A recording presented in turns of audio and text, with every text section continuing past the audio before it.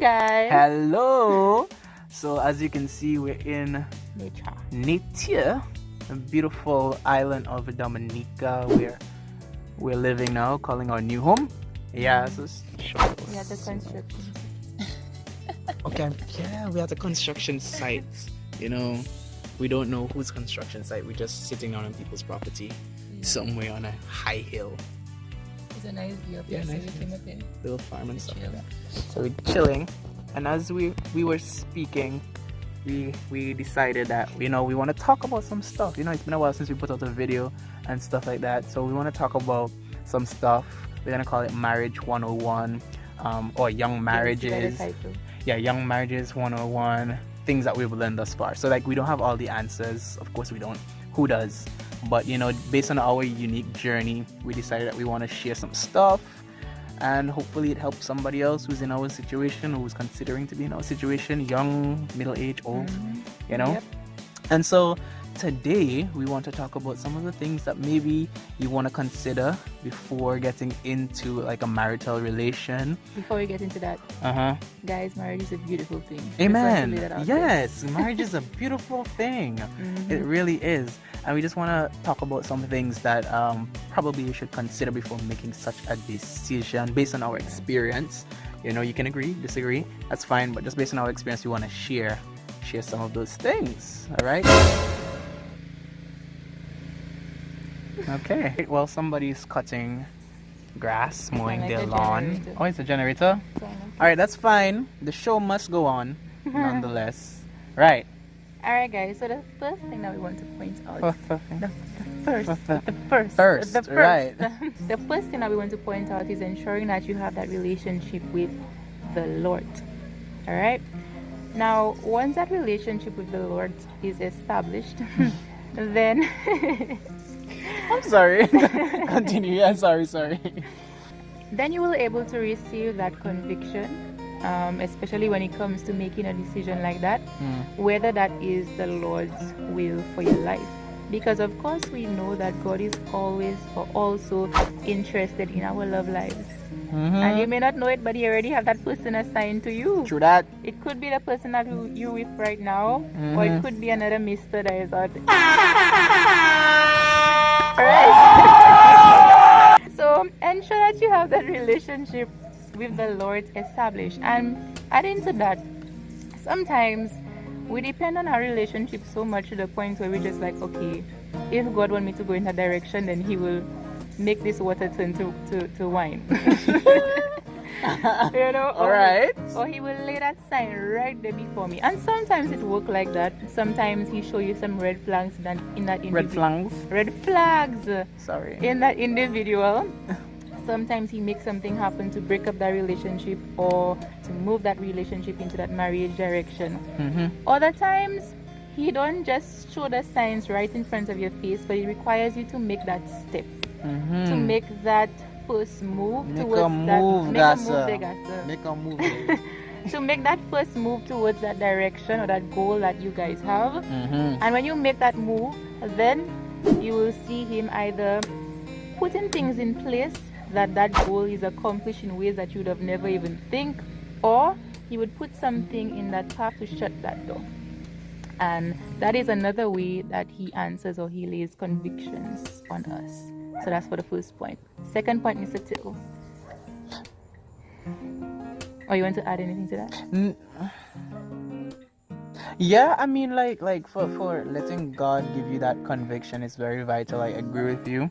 And sometimes, I agree with the point as well that individuals just need to make a move. Sometimes we sit down and we wait until God speaks to us from heaven to tell us, marry this person or whatever. But then, like with us, we made a decision. We're supposed to get married this year, 2021 in August. And we're telling them our business. We're supposed to get married this year, 2021. And it so happened that we moved it to last year. It was supposed to be last year, December. Yeah. But then your mother came and just be like, why don't you just get married there in Trinidad? And that's how it came about, We had a plan and we were working towards our plan. But then God even used somebody else, her mother, to come and help guide us into where we are convicted He wanted us to be. He was doing that as well. He kept telling me, when we had it planned for August this year, babe, we're not getting married all day. I get married to you in December. Well, you see, when the Lord is upon you. When December came, you're like, babe, I get married to you earlier than that, not December. But then that's what we tell the people. Once you have a relationship with God, He convicts you. So He was only convicting you and not me. I said once you have a relationship with Him. Maybe. Oh, so I don't have a relationship so, with Him. second point.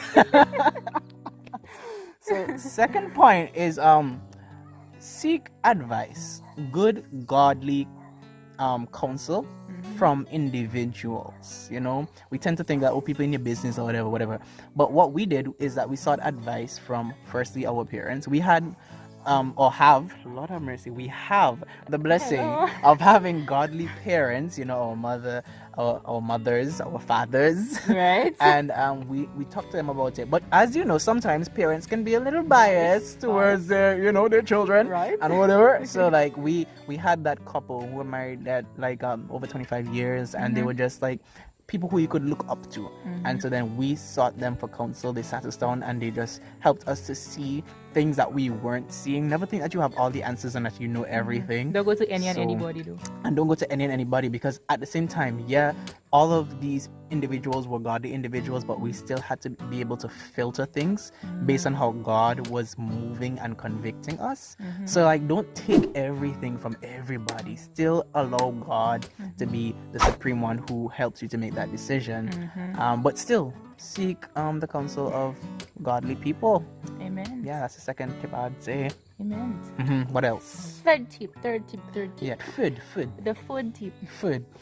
Ensure that you are emotionally and mentally healthy. I don't think you said that loud enough. I said okay. Ensure that you are emotionally and mentally healthy before entering such a union. Explain. For your sake. Explain. For your partner's sake. For the relationship's sake. Still explain.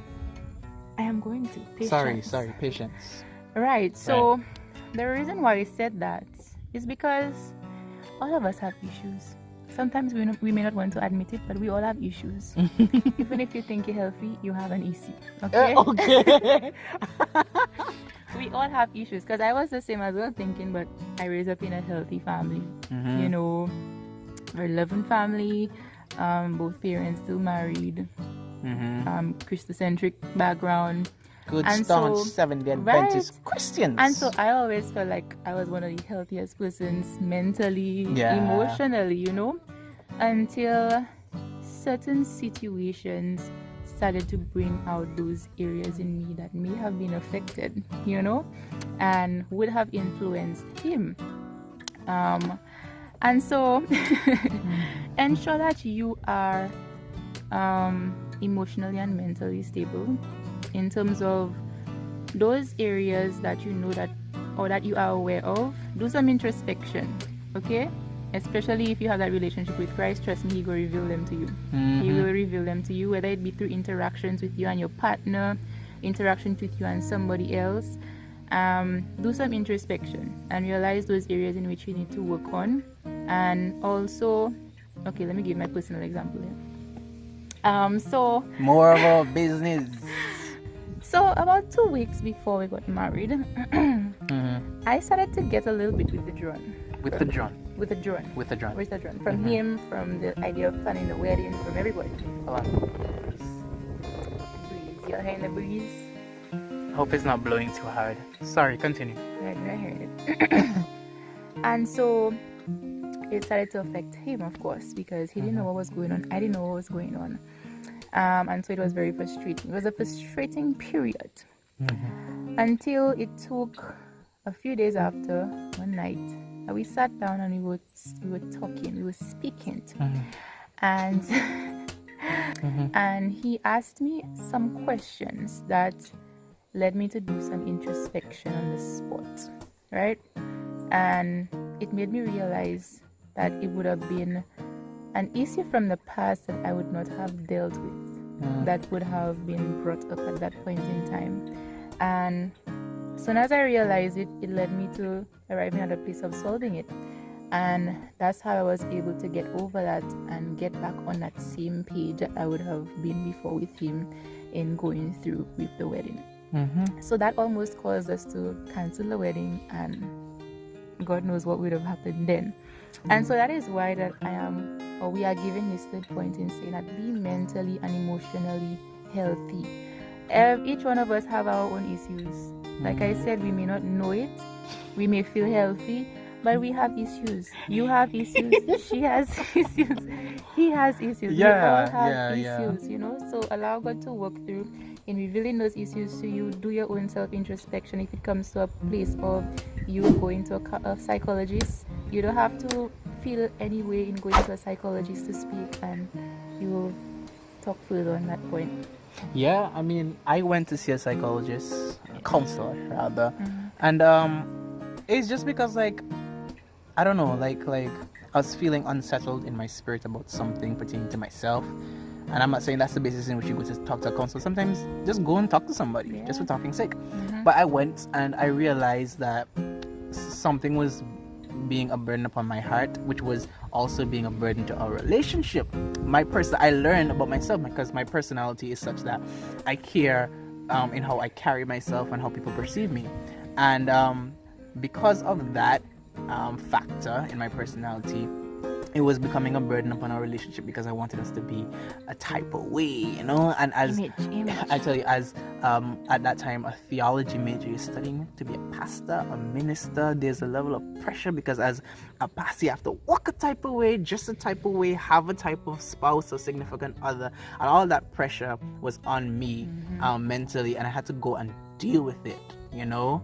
And the counselor is just go and see somebody, go talk to somebody, you know. It's good stuff. You don't have to feel like you have a mental problem, or you're going mad. That's just why you go to a psychologist. A taboo or something like that. Yeah, like you have to have a mental problem to see a psychologist. No, go talk to somebody, honestly. Just like how if you have an issue, you go to the doctor for a checkup. Yeah, so sorry for keeping this long. I think we have one more point, and that is, I don't remember what it was. Oh, economic. Being economically prepared or ready. Now, when I say this, right, I'm not promoting for individuals to ensure that you have a car and a house and a bunch of money stashed up somewhere to be able to get shmoney, stocked up somewhere to be able to go into a marital union. I'm just saying that you and your significant other should ensure that you are comfortable with wherever you are economically, or that you have a plan for when you get married, right? So you may not have the car, the house, one of you may not have a job, but then you are comfortable with your current state and you have a plan that, listen, we're gonna push through nonetheless, and we're gonna do this, we're gonna do that together, you know, because we find that it's, for us at least, very, very, it gives you a sense of accomplishment when you can share an experience and grow and accomplish things together than when you're by yourself. Because I mean, before getting married, I was doing a lot of stuff, you know, I was accomplishing a lot of stuff, but it's so much better when you have somebody there cheering you on. It's like, yeah, baby, you can do your it. Best friend, your best friend. So it's very nice. So adding to that though, make that decision on a logical basis. True. Not an emotional basis. True. That's why you have to be emotionally healthy. You said that before. So don't make it on an emotional basis. Be logical and sorry I cut you. No, yeah, but be logical and ensure that you might be comfortable with where you are, but that doesn't necessarily mean that you should make a decision based on like your comfortability. You know, make sure that it makes sense, because some people may be comfortable with the wrong thing. Like, you know, yeah, baby, we in this together. It don't matter about the money. Time you get into marriage, you want to leave the people because they broke. Stop that. Okay.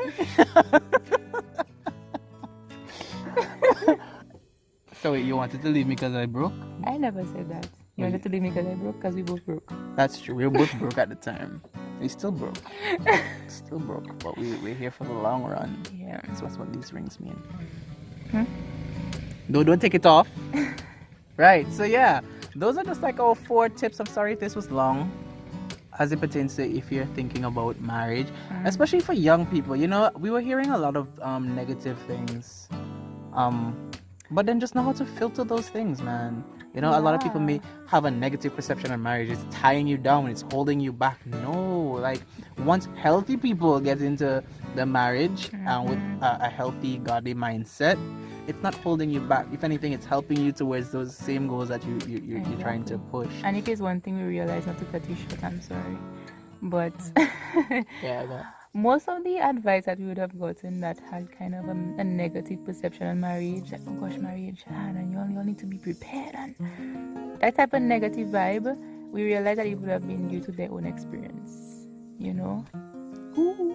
Yeah, but honestly, true, you know. So speak with people that have a positive view and perspective on marriage, because to be honest, the negative ones, it can scare you, and it can have you anticipating those bad or negative moments in your marriage. Not to say that marriage is a breeze, eh? Marriage is what you make it. True. You know, based on what we've learned so far. We ain't experts, as we said, but Stressful. marriage, because I does receive stress from her, but then and she said that I stress her. She says so. But I mean, marriage is what you make it. Honestly, you know, be intentional about it, and you should be fine. You should be good. You know, once God is leading. And so that's our 2 cents. We just want to end with that fact: God should be leading you from start to finish until death do you part. And it's not an understatement. You really should be leading. So that's our 2 cents rain coming. Yeah. And so we have to run right now. Oh gosh, Ole. You see that's marriage. When you're running away, leave your partner. When the storms of life come, you run, leave your partner.